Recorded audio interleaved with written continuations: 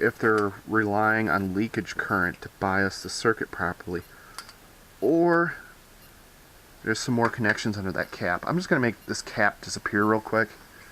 It's sort of right smack dab in the way of what I'm trying to look at. See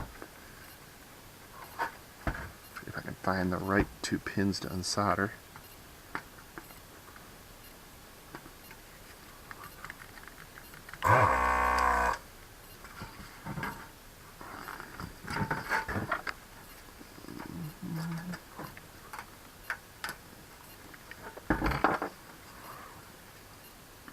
This is the other one. Get a better look at what I'm doing.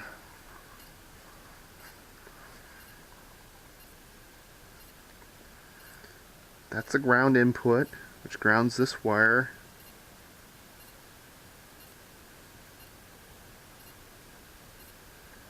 Which then flips over to this resistor, which then flips to that pin. Oh, I think I see a connection. Getting old sucks, for any of you out there that don't know it. Random parts of your body hurt, and you can't see shit. Okay, there is a connection there. So, what was that, 4? 3, 2 and 1 are hooked together. That totally makes more sense. So what this is doing, this is a fixed voltage reference here. This is basically acting as an amplifier. Well, this is acting as an amplifier for this voltage reference, because the voltage reference can only put out, picoamps of current. And then this external divider here sets the bias point for this output voltage.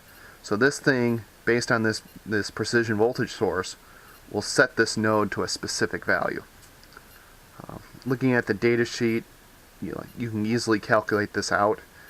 I'm not going to spend the time right now. Basically, it's setting the negative side input reference of this op amp.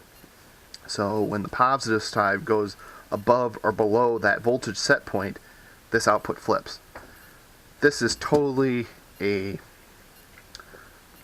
textbook example of a reset supervisor. Nowadays you get a little SOT23 part that you give it power ground, and it does everything all this crap was needed to do in the same package. So now that that's all figured out, except for... Haha! Doesn't matter much, but I missed a part. There's a disc cap off of here for a little more high frequency filtering. So with that figured out, I'm just going to go unsolder all the parts related to this circuit just to clean up the board a little more. But yeah, so what took this space on the old board now takes, a little SOT part, not much bigger than a SMT resistor. Yay, progress.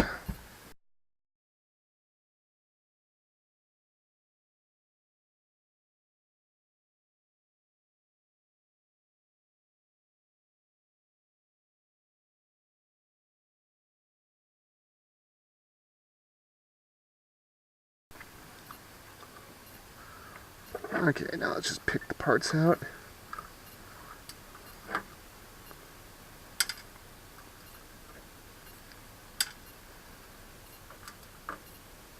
Since I'm here and I have these out, hit them quick with a meter.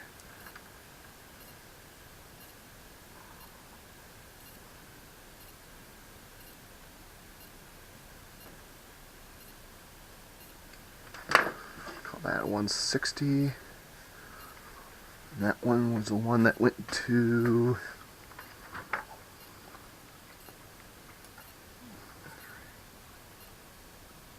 ground.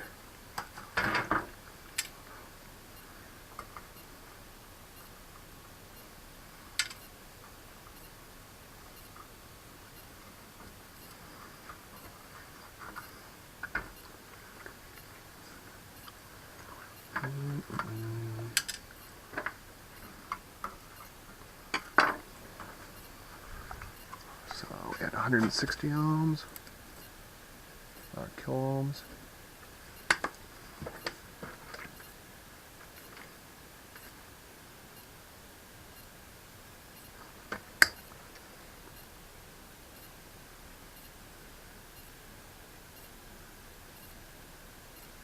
And 24 ohms.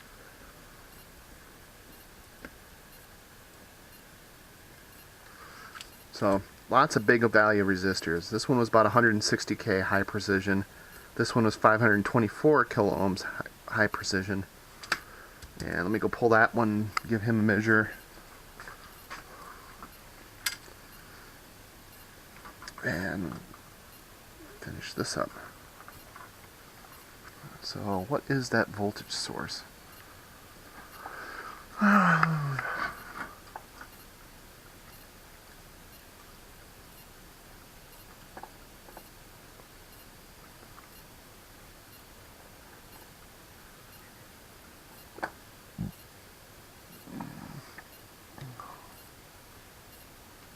Okay, so the reference voltage is 200 millivolts. So if we blow up that op amp, on the plus terminal we have 200 millivolts. Now this thing is going to sit there and adjust its output up and down until these two terminals reach equalization.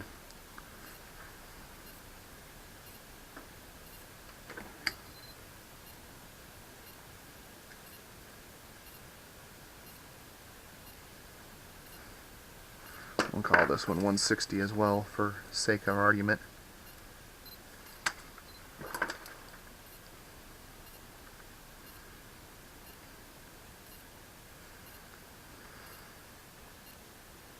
Brown, black, red.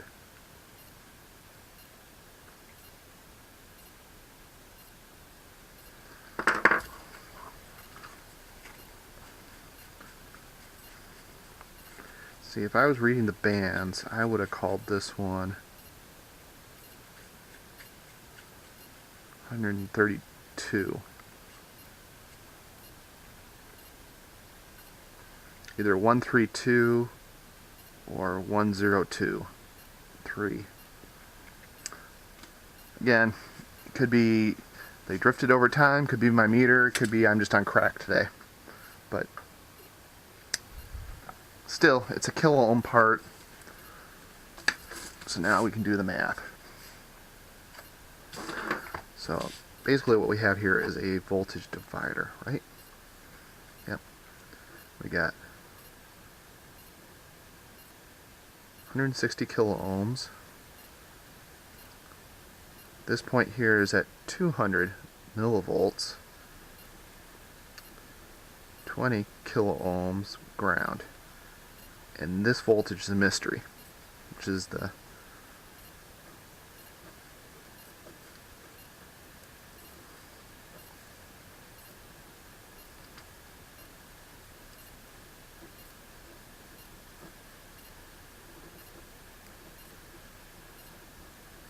basically got that circuit. So I equals V over R. So 0.2 divided by 20. So we got 0.1. Answer times 160.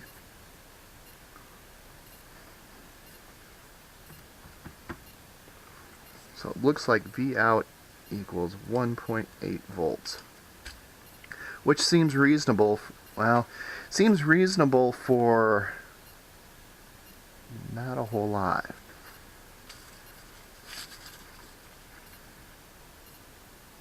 Well, we got to do the second stage to see if that actually is a reasonable value or not. Because the second stage also has a voltage divider on it. So the second op amp, which gets its one input from here, gets its minus input.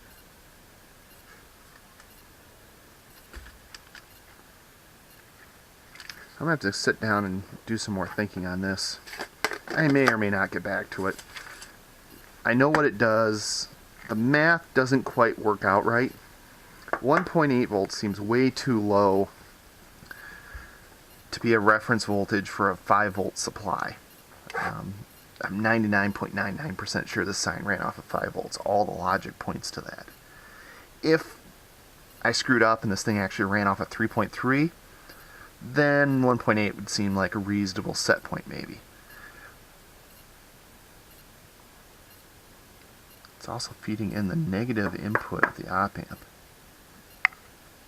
Oh yeah, because this doesn't do feedback. This is just doing biasing. Now, one thing that could be happening is this guy outputs 5 volts. He has a little bit of feedback there. He also gets feedback from the power supply. But once this cap's fully charged, this over time, this cap will come up to the voltage of this. So let's say that's 5 volts as well. So we got 524 at 5 volts. Then we got 4.7 meg divided by 160. Well, let's just do the 500 because that's the majority of it. So let's go 524 plus 160 divided by sine answer times 160. Oh no, well, it's a little low, but it does work out. No, it's too low. If this was a 5 volt node, with this thing, with the output, in the initial state, this output's going to be low. Low or high. It could be high, depending on how if this is set up. Well, let's assume it's the opposite state of where it is now. This voltage divider running at 5 volts, which is these two parts. Oh, I do have to take that into account. My bad. So let's assume high. So it'd be 524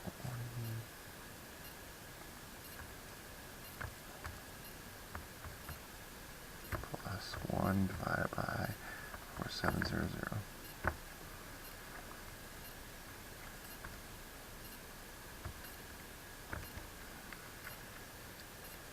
485 ohms, not a big difference. Plus 160k, 5 divided by second answer, times 160k. 1.23 volts, still low. I'm almost wondering if this is not a 5 volt point. I wonder if this was 12 volts or some other voltage coming in to bring this node up above 1.8, which was the set point of this. Again, the bands on the parts versus the readings I was taking don't match up, and also when I was initially debugging these signs, I noticed that they never come out of reset. I didn't get a flicker, I didn't get anything. So I'm wondering if some of these part values had drifted over time, which I proved when I measured them versus what the bands were saying, and that's what was causing the failure. I've already spent way too much time on something I'm not ever going to reuse, so time to move on. So, eliminated that, eliminated this chunk. There's this one little lonely resistor way out here. He goes to pin 21? No. Pin 41. I'm guessing this is V+.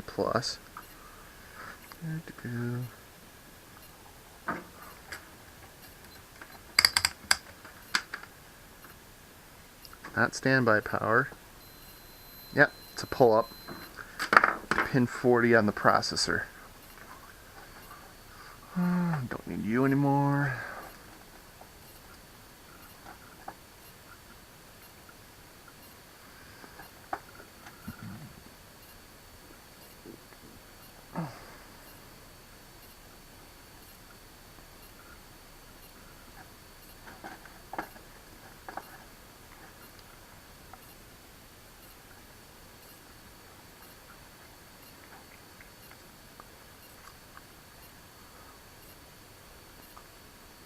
Okay, pin 40.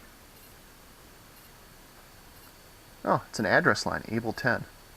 It's kind of interesting that Able 10, pin 40, right? Yep. They all have pull-ups. They're just spread out. All these resistors here are pull-up on the address bus. I'll leave them there for now. Same thing with these. These are probably pull-ups on the data bus. Pull-ups or pull-downs, one of the two. I will wait till I get the rest of this working and then come back and deal with them. No, these must all be address, because these guys over here, 10, 9, 8, 7, 6, 5, 4, 3, 2, 1, 0. That's the address bus there. I don't know exactly who these guys are.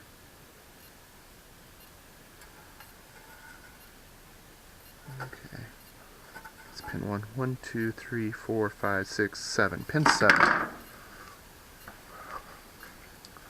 That's interesting. Pin 7 is the data bus.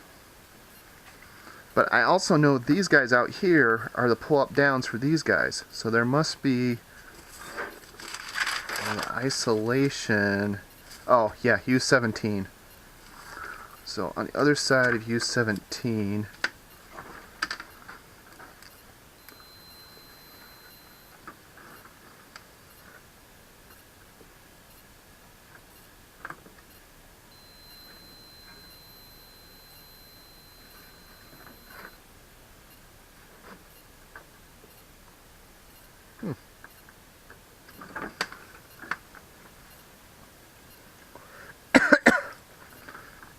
there's power. Call it 220K? Yeah, 220. 22 kiloohms.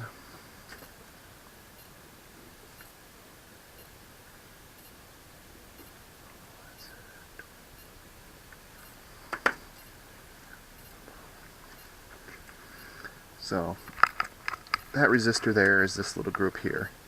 These two N1s are probably also pull-ups on some address or read-write lines. U17, where is U17? Oh, right there.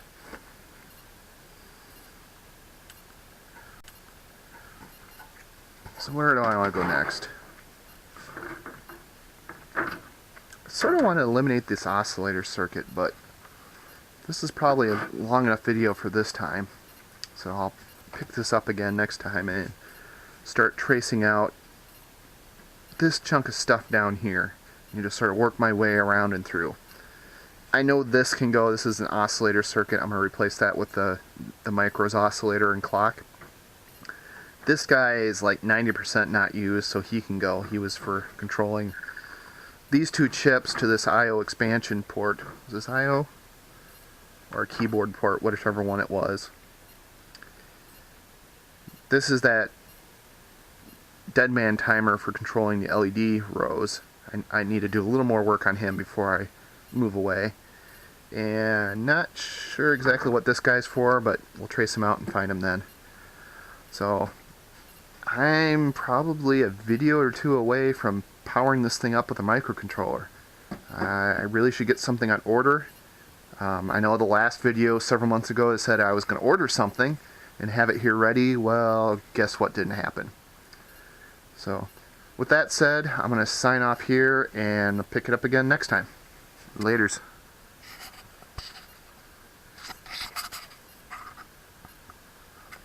I don't know when that died.